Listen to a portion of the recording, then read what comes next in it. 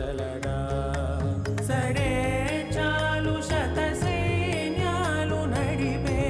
ధీరుడైన వసుధావాణి మిథిలావేణి మది వెనుక పలుకు పలుకులెరుగగలడా నీలి మేఘములలో ధరణి తేజం నయనాంతరంగములలో వనని